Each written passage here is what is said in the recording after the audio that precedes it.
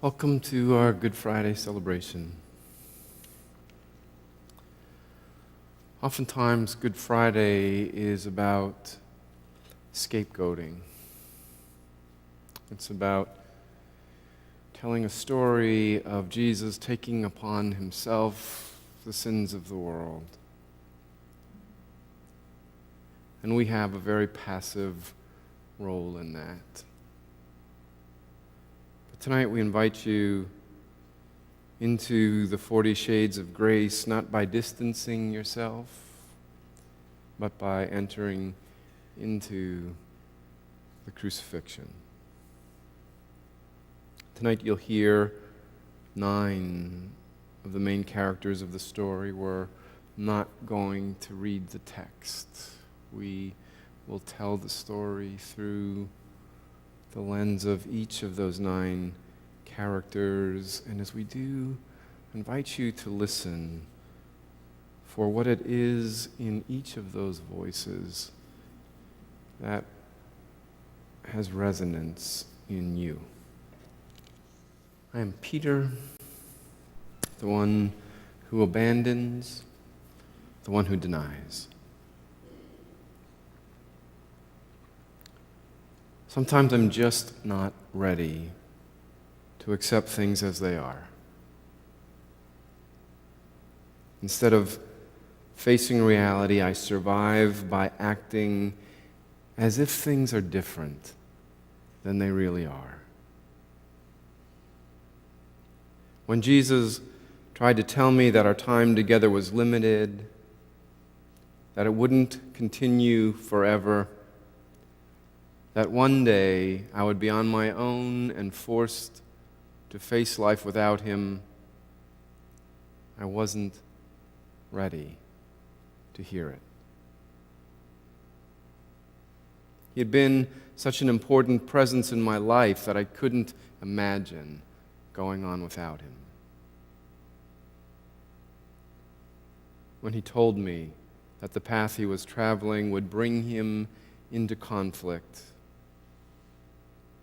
with the powerful religious and political leaders of our day, that he would likely end up like all the other messiahs before him, hung on a cross and crucified for inciting insurrection, I insisted it would never happen. I never imagined that things could change so quickly. One day we were all together eating the Passover feast, and then we were scattered, forced into hiding. I thought I would be stronger. I thought I would be more steadfast. I thought I would be more resolute. But fear overwhelmed me.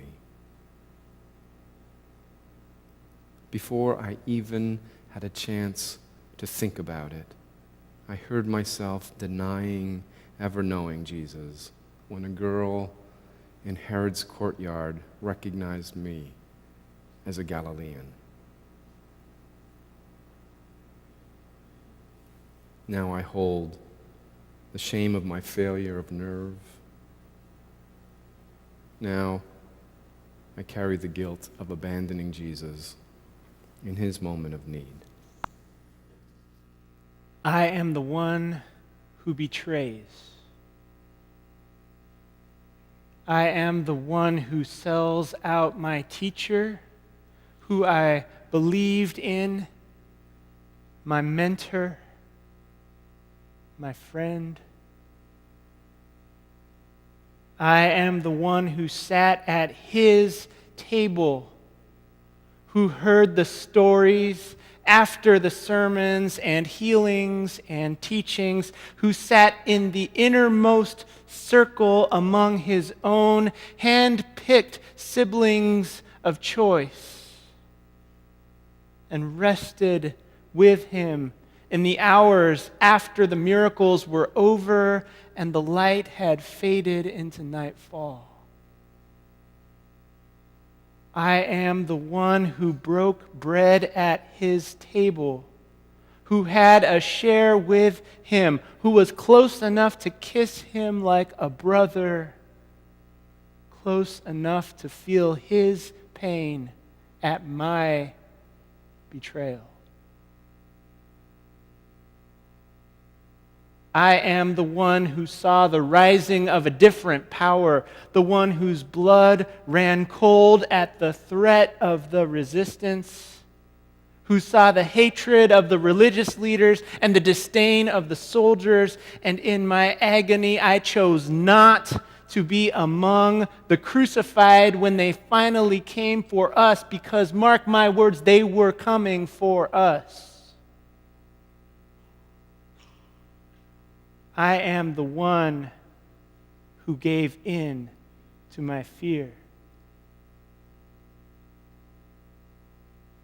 I am the one whose name bears the eternal infamy of the betrayer of the Messiah, the one whose guilt would be my own undoing, whose shame would take me to the tree of my own grave.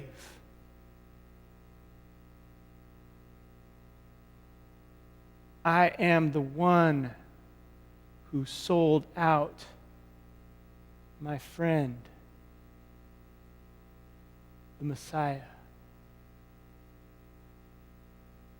I am Judas. I am Pilate. I'm the one who compromises and conforms. I'm the one who ignores the still small voice inside and allows the voices of the crowd to prevail. I am an accomplice in violence because I refuse to listen to my conscience when it's at odds with the majority. I let the importance of my authority and the expectations of those I serve cloud my vision, confuse my heart, and impair my morality. I don't listen to myself, and I surely don't listen to my wife. I am the one who pretends like I am giving in when really I'm giving up. I am the one who makes alliances with the privileged and the powerful while the oppressed are being killed on my watch. I am the one who washes my hands as if that makes me pure, as if the ritual symbol of washing has anything to do with that man's life who I just snuffed out with my complicity. I am the politician who carries out torture, the person anointed by earthly powers to carry out a flawed system of justice that makes innocent victims scapegoats for revenge-hungry crowds. I am the one who missed the opportunity to do justice because I was too internally conflicted. I am the one who stayed within the structured system instead of assisting liberation by breaking the rules.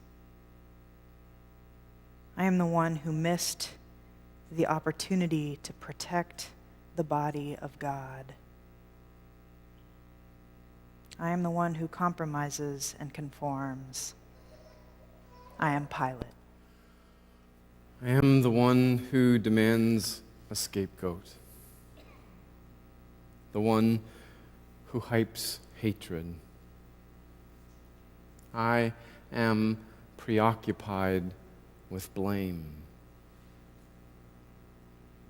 Whenever my hopes are disappointed, whenever I feel let down, whenever something precious is taken from me, whenever unwanted change is imposed on me, I look for someone to hold accountable. someone to become the focus of my anger, my hatred,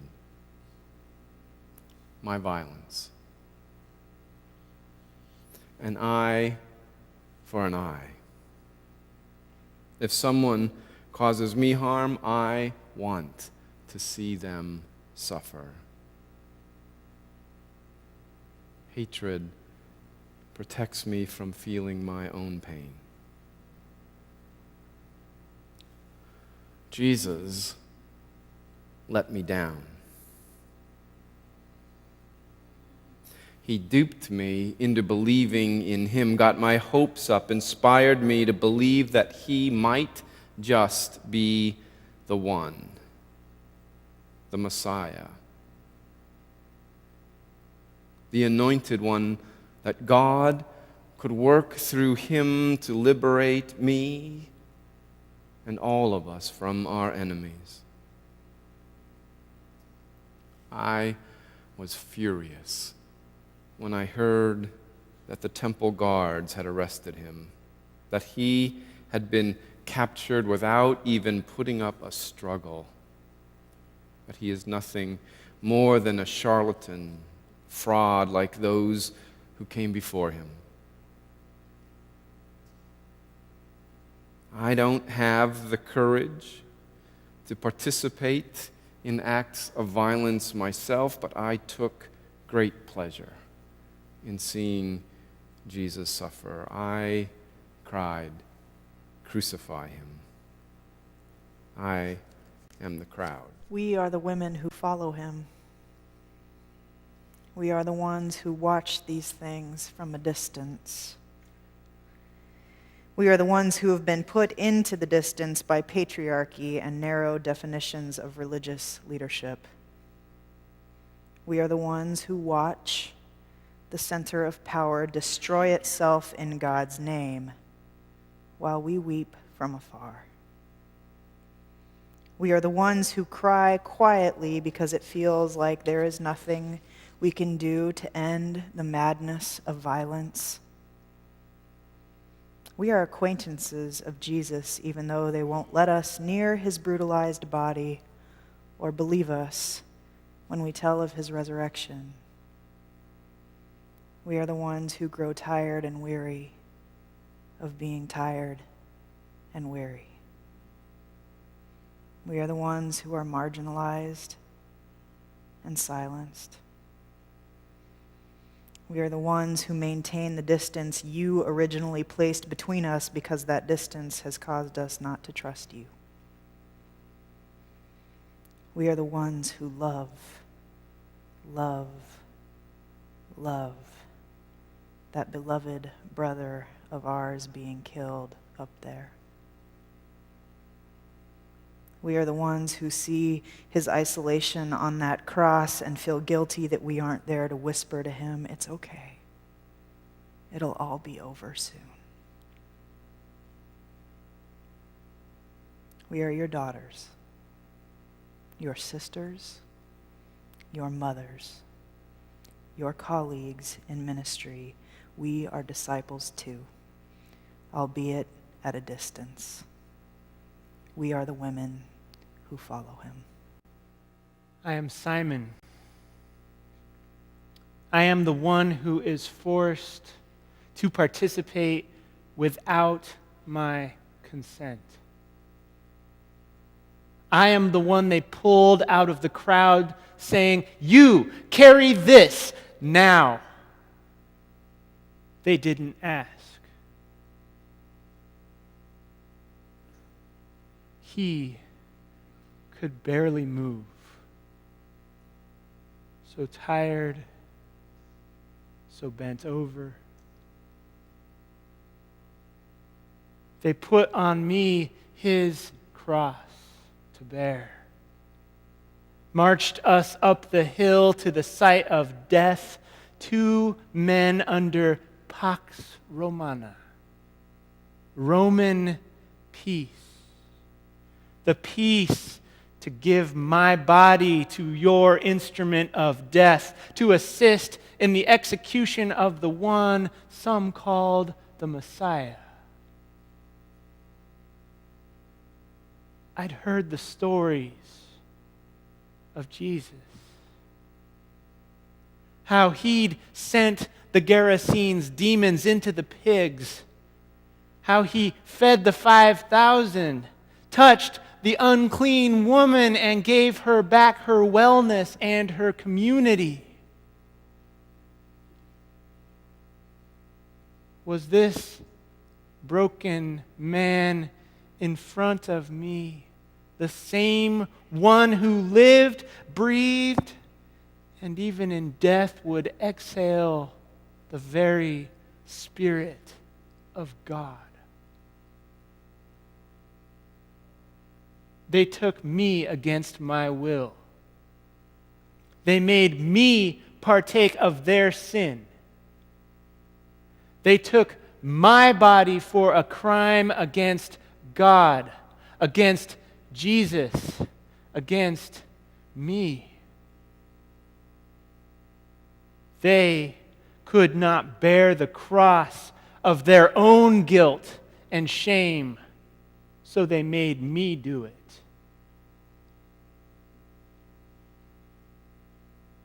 I am the one who was forced to participate without my consent. I am Simon of Cyrene. I am the angel. I am the one who gives support and strength. In your weakest hour, when your prayers are no longer pious and your tears the color of blood, I am the one who shows up unexpectedly and fills you with enough life that you can lovingly face death. I'm the one sent by God, the one you don't see coming, the one who takes you completely by surprise, the one you can't remember when it's all over, but nevertheless, I am the one who scoops you up and sets you on your way. I'm the one who reminds you that you can do this. I'm the one who won't let you die before you die. I'm the one who knows you have important work left to do and holds a mirror up so you can see it too. I'm the one who calms you when everything is utter chaos. I am the one who helps you get up in the face of your fear. I am with you at your weakest moment, convincing you that you and you alone, with God, have what it takes to face this. I'm the one who convinces you that God's power is stronger than Rome, that love is stronger than death, and that both God's power and God's love are inside you right here, right now. I am the blessing source with wings, in and out like a flash of light. I am the good news in the 11th hour. I am the one who gives support and strength. I am the angel. I am the one who, even in my forsakenness, loves life enough to die. I am Jesus. The love that I have to give comes to me from God. I can love because God first loved me. That became clear to me on the day of my baptism. As I came up out of the water, held securely in the arms of John, I was overwhelmed with a sense of being beloved. In that instant, I was certain that there is nothing I could ever say, nothing I could ever do, nothing I could ever experience that would separate me from the love of God. God's first love is the most powerful, the most transformative force in the universe. It is greater than all of my worst fears, greater than the fear of abandonment, greater than the fear of failure, greater than the fear of never being or having or doing enough.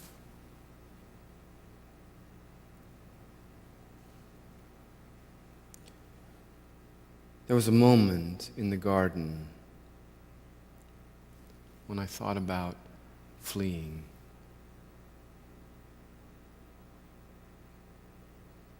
I could see that even my closest friends, even Peter, even James, even John, could not love me enough to accompany me all the way to the end of my journey.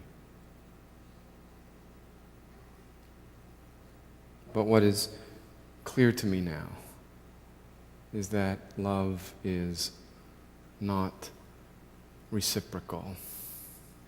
Love is sacrificial. There is no fear in love. Perfect love casts out all fear. There are 40 shades of grace, one shade to accompany every day in Lent. There's a shade of grace for Peter and Judas and the crowd and Pilate. There's a shade of grace for the women. There's a shade of grace for Simon of Cyrene. There's a shade of grace for the angel and a shade of grace for Jesus. There's a shade of grace for you. This entire sanctuary will be packed on Sunday morning with people decked in their finest. And there's a shade of grace for them too. But for those who come here on this day, for the Christians who stand in the reality of the cross, there's a unique shade of grace for us. Go in the knowledge of that grace, beloved. Amen.